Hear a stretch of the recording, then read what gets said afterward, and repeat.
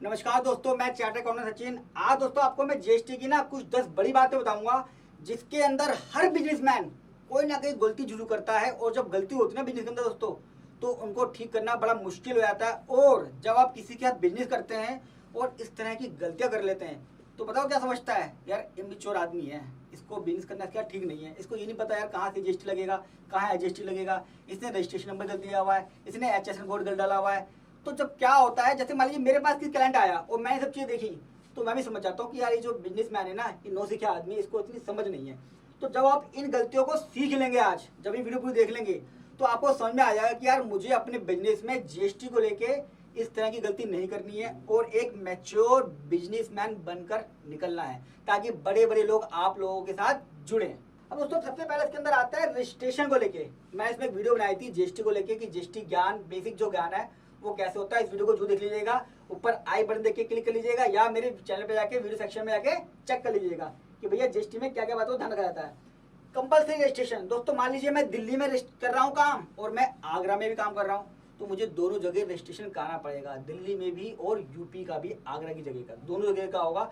अगर आप सर्विस कर रहे हो, सर्विस के केस में एग्जम्पशन है, आप एक जगह से कर सकते हो। लेकिन गुड्स के केस में, क्योंकि गुड्स है, माल मूवमेंट होती है, जाएगा, ब्रांच ट्रांसफर भी करोगे, तो जहां जहां आप काम करोगे, मतलब कि फैक्ट्री जहां होगी, प्रिंसिपल प्लेस ऑफ बिजनेस, उस जगह का रजिस्ट्रेशन आपको कराना पड़ेगा। वो लोग गलती करते हैं, रजिस्ट्रेशन नहीं कराते हैं, फंस जाते हैं, कहते हैं सर वहां क्या जो होता है।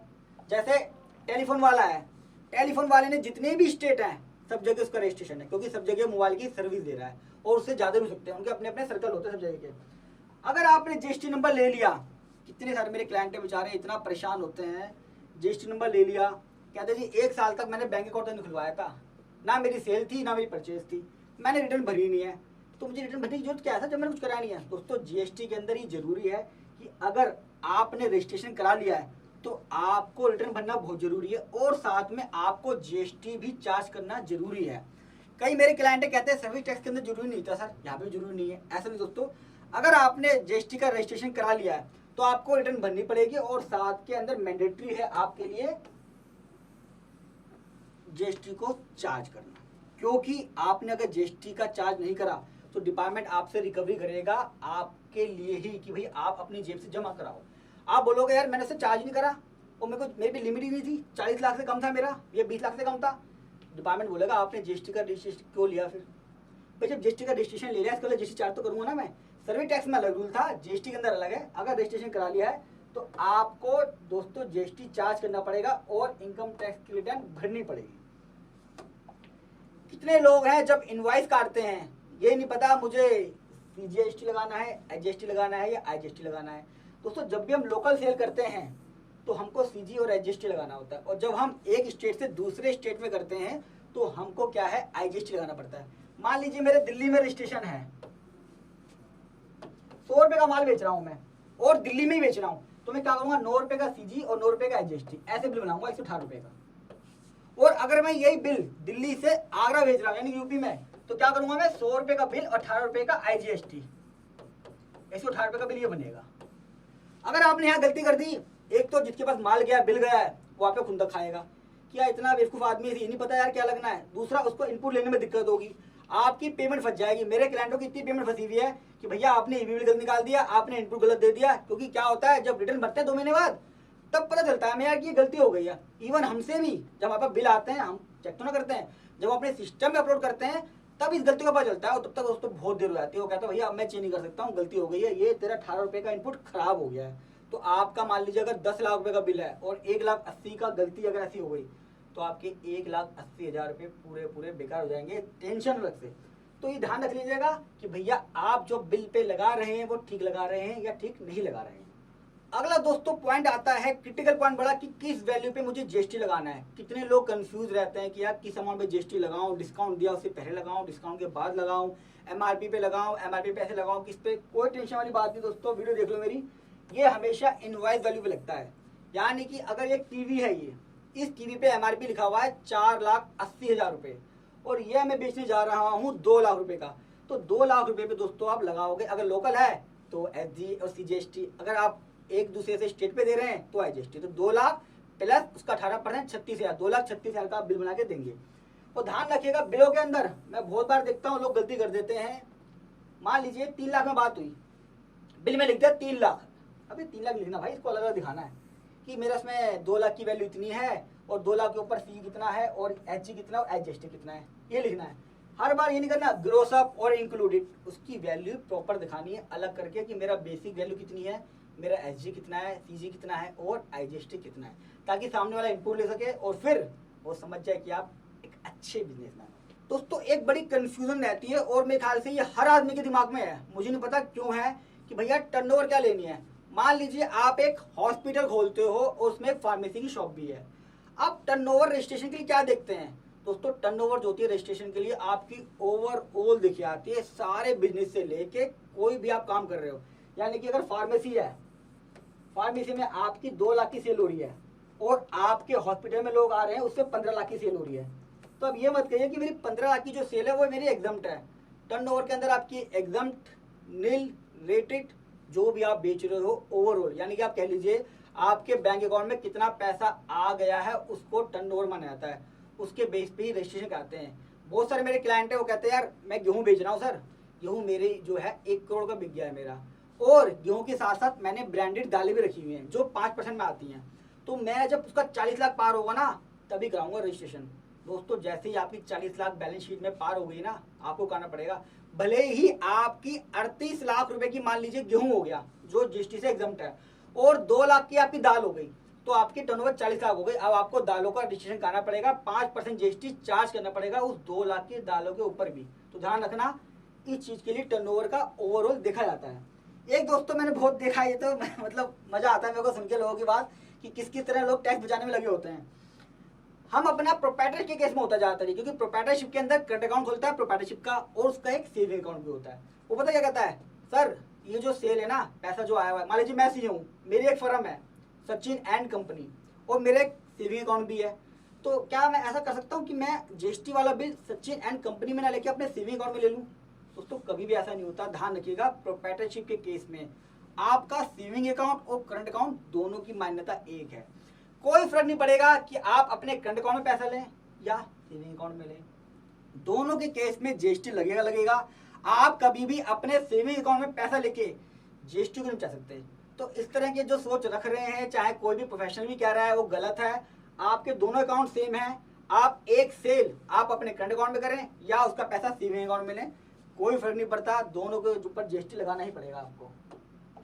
दोस्तों ई वे बिल के बारे में थोड़ा बताना चाहूंगा कि ई वे बिल कब कब निकलता है। क्या होता है, जब भी मैं माल भेजता हूं तो मुझे एक ई वे बिल निकालना पड़ता है। ई वे बिल इसलिए ताकि सरकार सुनिश्चित कर सके कि भैया ये बोगस बिलिंग नहीं हो रही है, एक्चुअल में माल की मूवमेंट हुई है या नहीं हुई है। ये उस चीज के लिए बनाया गया था। अब अगर आप एक स्टेट से दूसरे स्टेट में बेच रहे हैं तो 50,000 तक का है तो कोई दिक्कत नहीं है, लेकिन अगर 50,000 से ज्यादा उसकी वैल्यू है असाइनमेंट की तो आपको ई वे बिल निकालना पड़ेगा। ये जिम्मेदारी आपकी। अगर ई वे बिल नहीं निकाला तो आपका माल तो जब्त हो जाएगा, साथ में आपने जो पेनल्टी पे करनी है वो भी करनी है। और अगर आपने ई वे बिल के वक्त आपने ई वे बिल नहीं दिया, साथ में इनवॉइस नहीं दिया, दोनों में मैच नहीं हुआ सेम, जो आपने भेजा है क्वांटिटी, मटेरियल, अमाउंट, सब चीजें सेम होनी चाहिए। अगर गलत हुई तो आपका मटेरियल जब्त हो जाएगा, पेनल्टी अलग से। तो दोस्तों अगर लोकल है, ये तो मैंने बताया कि दिल्ली से आगरा भेज रहे हो या दिल्ली से हरियाणा भेज रहे हो या दिल्ली से हिमाचल भेज रहे हो, इंटर स्टेट के केस में तब क्या होता है। लेकिन अगर आप लोकल भेज रहे हो दोस्तों, डिपेंड करता है गुड्स के ऊपर और इनवॉइस वाले के ऊपर। जैसे दिल्ली के अंदर लिमिट है 1 लाख रुपए की, अगर 1 लाख से ज्यादा का बिल हुआ तो ही आपको ई वे बिल निकालनी है, वरना नहीं निकालनी है। तो उसके बेस पे ट्रांसपोर्टर, कुछ केस के अंदर ट्रांसपोर्टर की भी जिम्मेदारी होती है आपका ई वे बिल निकालना। कई बार मैंने केस देखा है, वो कहता है यार मेरा माल तो कोरियर से जाना है, मेरा माल तो ट्रेन से जाना है, मेरा माल तो हवाई जहाज से जाना है। अरे भाई मैं कह रहा हूँ तू माल अपनी गाड़ी से भी क्यों नहीं जाए, तब भी ई वे बिल चाहिए होगा। पार्ट ए निकाल लीजिए, पार्ट बी ट्रांसपोर्टर निकाल देगा, लेकिन ई वे बिल अगर आपकी वैल्यू मैच होती है 50,000 से ऊपर वाली या लोकल के हिसाब से 1 लाख है, जो भी आपके स्टेट में है, डिफरेंट स्टेट के हिसाब से, तो आपको ई वे बिल निकालना है। चाहे ट्रांसपोर्टर कोई भी हो, हवाई जहाज, घोड़ा, तांगा, कुछ भी कह लो। हालांकि जो मोटर व्हीकल के हिसाब से उसमें ही है, तांगा वांगे पे नहीं है, तांगा है या रिक्शा है, इस तरह का दोस्तों ई वे बिल दिखता है, ये आपको भरना है। और जब आपके पास ई वे बिल आ जाए, भले ही आप सीए से निकलवा रहे हैं, उसको कम से कम वेरीफाई कर लीजिए कि भैया वैल्यू ठीक है कि नहीं, क्वांटिटी ठीक है कि नहीं है, मटेरियल का नाम ठीक लिखा है। पर जरा दिलबाजी में भैया गलती हो गई है तो निकलेगा, इस तरह का निकलेगा एक। अब दोस्तों पेमेंट किस पे करनी है, मेरे को बात आती है जीएसटी की, पेमेंट कैसे करनी है। थोड़ा सा बताऊं कि सिस्टम क्या है। मान लीजिए आपने एक बिल लिया 25 लाख का, 25 लाख पे 4.5 लाख का जीएसटी लगा, उसने आपसे बिल ले लिया 29,50,000 रुपये का। आपने कहा 29,50,000 रुपये का बिल मैंने चार्ज करा, मतलब मैं ये फोटोग्राफर हूँ, मैंने वीडियो बनाई अच्छी सी, कोई तो ले लिया, तो मुझे लग रहा है ये शायद अम्बानी उम्बानी घर की फैमिली की शादी हुई होगी, तभी हो सकता है फोटोग्राफी का। एक आपने किसी का बिल आपके पास आया और 90,000 रुपये का उसने आपसे जीएसटी चार्ज करा, लेकिन मेरे से चार्ज करा, तो 5,90,000 रुपये का मेरे से करा। अब मैंने क्या करा, 5,90,000 रुपये एक बंदे को पैसा दिया और मेरे पास आया 29,50,000 रुपये। अब मैं जीएसटी कैसे पे करूँगा? 4,50,000 रुपये मैंने किसी से चार्ज करा है, यानी कि जीएसटी मुझे अपनी जेब से जमा निकालना है, मैं चार्ज करता हूँ और उसको पे करता हूँ। तो 4.5 लाख रुपये मैंने किसी से जीएसटी चार्ज करा जो मुझे सरकार को पे करना था। यहाँ पे 90,000 रुपये मैं ऑलरेडी पे कर चुका हूँ इसको इनपुट के थ्रू से, बोलते हैं इनपुट। तो मुझे 4 लाख पैसे 90,000 गए, 3,60,000 रुपये मेरे को सरकार के अकाउंट में और जमा करना पड़ेगा जीएसटी रिटर्न फाइल करके। तो मेरे पास से कितना गया दोस्तों, 90,000 रुपये, तो मैंने इसको दिया बंदे को, और 3,60,000 दिया मैंने सरकार को, तो मेरे पास से 4,50,000 चला गया, जो मैंने 4,50,000 यहाँ पे चार्ज किया था। इस तरह आपको जीएसटी की पेमेंट करनी पड़ती है नेट वैल्यू पे। दोस्तों रजिस्ट्रेशन करा लिया मैंने, इनवॉइस रेज कर दिया और मुझे समझ में आ गया लगाना क्या था, और मैंने अपना जो जीएसटी था वो निकाल लिया। जीएसटी निकालने के बाद आपको मंथली और क्वार्टरली रिटर्न भरनी पड़ती है, जीएसटी 1, जीएसटी 2, जीएसटी 3, 3B, बहुत तरह की रिटर्न है, हर तरह की मैंने इसे अपने डिस्क्रिप्शन बॉक्स में डाल दिया है। आप अपने बिजनेस के हिसाब से इसे चुन सकते हैं और अपने सीए से या कंसल्टेंट से पता कर सकते हैं कि भैया कौन कौन सी रिटर्न मुझे भरनी है। यहाँ मैं एक बात बताऊं, हम लोग ना सीए पे, एडवोकेट पे या प्रोफेशनल पे डिपेंड हो जाते हैं। भाई मुझे भी तो पता होना चाहिए कि यार मेरे पे क्या अप्लाई हो रहा है, क्या नहीं हो रहा है, क्या मैं हर समय धंधे में लगा रहा हूँ। ये आपके फाइनेंशियल टर्म्स हैं, पता चला आप कमा तो 2% रहे हो और इन चीज़ों में इतनी गलतियां हो गई हैं कि 3 साल बाद नोटिस आ गया और उसमें 10% का पैसा चला गया मेरा। तो भाई क्या फ़ायदा हुआ मेरा 2% पे काम करने का जब मुझे इतने पैसे यहाँ देने पड़ गए। तो थोड़ा सा इन चीज़ों को प्रैक्टिकली आपको समझना जरूरी है बहुत ज़्यादा। ये वैसे मैं आपको पहले बता चुका हूँ कि जब आप रजिस्ट्रेशन करा लेते हैं तो नील की रिटर्न भरना जरूरी है, चाहे कोई सेल हो या ना हो, परचेज हो या ना हो। यहाँ पे एक पॉइंट और बताता हूँ दोबारा कि क्यों मैं पॉइंट दोबारा लाया हूँ। दोस्तों अक्सर मैं सोचता हूँ कि यार जीएसटी रिटर्न भरता नहीं हूँ, पैसे लगेंगे, ये पैसे लेगा, एक नया नंबर ले लूँगा, ऐसे कैसे करा दूंगा। दोस्तों आपके पैन कार्ड से लिंक होता है जीएसटी का नंबर, तो जब आप दोबारा इसके लिए रिक्वेस्ट डालोगे ना कि नया नंबर लेता हूँ उससे काम कर लूँगा, तो डिपार्टमेंट पकड़ लेगा आपको कि आपके पास ऑलरेडी एक है, आपने कंप्लेंट नहीं करी है, पहले उसको ठीक करो। तो ये बेवकूफ़ी ना करें कि नील की रिटर्न ना भरें और इसे कैंसिल करा के एक नया ले लेते हैं जी, उससे फायदा हो जाएगा। तो नया नहीं मिलेगा आपको, ध्यान रखना। दोस्तों जीएसटी के अंदर 10वां और आखिरी पॉइंट जो आपके बिजनेस को और साउंड करता है, मजबूत करता है, वो है इनवॉइस की बुल बुक। क्वेश्चन आता है कि मैं मैनुअल बनाऊं कि ऑनलाइन बनाऊं। दोस्तों दोनों एप्लीकेबल है, ऐसा नहीं है कि मैनुअल रिजेक्ट हो जाएगी, ऑनलाइन जाएगी, दोनों जाएगा, ध्यान रखिएगा। लेकिन इनके सीरियल नंबर कंटिन्यू रखना, चाहे आप मैनुअल बना रहे हैं चाहे ऑनलाइन। अब पता होता क्या है, बिल बुक ये हाथ में आ गई, उसी पे बिल काट दिया, ये बिल हाथ में आ गई, ये काट दिया। अरे भाई जीएसटी के अंदर अपलोड होता है इनवॉइस, यहाँ 34 नंबर आ रहा है, फिर आगे 134, फिर आगे 234। कम से कम बिल बुक को सीरियल नंबर को सेम रखो, चाहे आप कहीं भी हो। लाला आदमी बहुत दिक्कत करते हैं, जो चीज़ हाथ में आती है वो कर देता है और कहता है यार सीए देख लेगा मेरा। दोस्तों ऐसा नहीं है, बहुत बड़े लफड़े में फंस जाओगे अगर इस तरीके से इन्वाइसिंग करोगे। हर साल एक नया इन्वाइस नंबर चाहिए होता है। आपने इस साल बिल बुक छपाई 1 से लेकर 40 तक या 400 तक मान लीजिए, वो खत्म हो गई, अगली बार आपने फिर 1 से लेकर 400 छपा ली। दोस्तों हर साल सीरियल नंबर चेंज होता है, आपने अगर बिल बुक प्रिंट करा ली तो कम से कम उसमें नंबर चेंज कर दीजिए। हर साल एक नया नंबर चाहिए होता है। एग्जाम्पल के लिए मैं क्या करता हूँ, मैं हर बार क्या करता हूँ, एक नंबर ओब्लिक, मान लीजिए 21-22 चल रहा है तो 2021 और 22 कर दिया, ये मेरा इनवॉइस नंबर बन गया। अगले साल क्या होगा, एक नंबर सेम रहेगा, अगले साल मैं क्या कर दूंगा 2022-23। तो हर साल सीरियल नंबर मेरा चेंज होता रहेगा, फाइनेंशियल एक नंबर तो रहेगा लेकिन फाइनेंशियल चेंज हो जाएगा। इससे क्या होगा, मुझे रिकॉर्ड रखने में आसानी हो जाती है कि मेरे इस फाइनेंशियल ईयर में इतनी इनवॉइसिंग हुई है और एक कंट्रोलिंग में हेल्प मिलती है। मैं सब कैसे कराता हूँ। जीएसटी का रिकॉर्ड दोस्तों आपको 6 साल के लिए रखना पड़ता है। अब पता ही नहीं है मेरा केस कब आएगा, अरे रिकॉर्ड पड़ा हुआ फेंको उसको यार, इतनी बिल बुक हो गई, क्या करना है भाई साहब। 6 साल तक रिकॉर्ड रखना है, कभी भी चेकिंग हो सकती है, इंस्पेक्शन हो सकती है। आप सारा काम ठीक कर रहे हो, मैं मानता हूँ, लेकिन जिससे आप डील कर रहे हो क्या पता उसने कुछ गड़बड़ी कर दी है, उसका नोटिस आ गया, उसके केस में आपके कागज भी मंगवा लिए, तो कहाँ से लाओगे। तो 6 साल का रिकॉर्ड सेम रखना है।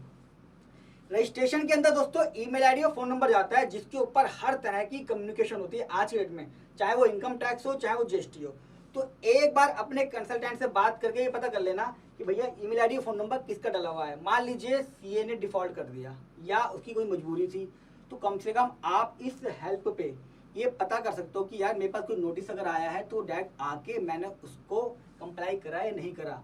क्या होता है उसमें सिर्फ ये लिखा हुआ आता है आपने जीएसटी की 3 रिटर्न नहीं भरी है। अब मान लीजिए उसमें अगर आपके कंसल्टेंट का नंबर पड़ा हुआ है तो क्या होगा उससे समझ में नहीं आएगा, लेकिन आपके पास आएगा तो आप समझ जाओगे कि हाँ आपका है, क्योंकि कंसल्टेंट के पास दोस्तों हजारों रजिस्ट्रेशन होते हैं, उसे पता ही नहीं किसका नंबर है। तो एक बार चेक कर लीजिए, या इसमें एक ऑप्शन कर सकते हैं ईमेल आईडी सीए की डाल दीजिए या कंसल्टेंट की, फोन नंबर अपना डाल लीजिए, तो उससे होगा क्या आपके पास मैसेज आ जाएगा और आप कम से कम तुरंत कोई एक्शन ले सकते हैं कि भैया मेरी जीएसटी रिटर्न भरी हुई नहीं है, मेरे पास टैक्स का नोटिस आया हुआ है, क्या करना है इसका, फटाफट एक्शन लो, उसे आप फॉलो कर सकते हैं। आशा करता हूँ दोस्तों आपको वीडियो पसंद आई होगी। अगर आपकी इससे रिलेटेड कोई भी क्वेरी है आप मेरे से कमेंट बॉक्स में पूछ लीजिएगा, और आपका जो मैंने 10 पॉइंट बताया है इससे जुड़ा हुआ कोई एक्सपीरियंस है जो आप मेरे से शेयर करना चाहते हैं, शेयर कर लीजिएगा। वीडियो को लाइक जरूर कीजिएगा, काफ़ी मेहनत से बनाता हूँ और ऐसी गलतियों से क्लाइंटों को बचाता हूँ, और आपको वीडियो आ चुकी है तो आप भी अपने बिजनेस को इससे सेव कर सकते हैं इन पॉइंटों से, और अपने बिजनेस की वैल्यू बढ़ा सकते हैं। साथ में दोस्तों फाइनेंशियल एजुकेशन को लेकर मैं वीडियो अपलोड करता रहता हूँ। आपने अगर चैनल को सब्सक्राइब नहीं करा है तो सब्सक्राइब कर लीजिएगा, साथ में बेल आइकन दबा दीजिएगा ताकि जैसे ही मैं कोई वीडियो अपलोड करूँ आपके पास एक नोटिफिकेशन आ जाए और आप मेरी कोई भी वीडियो मिस ना करें। साथ में दोस्तों मैं फेसबुक पे भी हूँ, तो अगर आप फेसबुक पे इस वीडियो को देख रहे हैं तो लाइक कर दीजिएगा, साथ में मुझे फॉलो कर लीजिएगा। जल्द ही लौटूंगा एक अच्छी वीडियो के साथ फाइनेंशियल एजुकेशन को लेके, तब तक के लिए नमस्कार।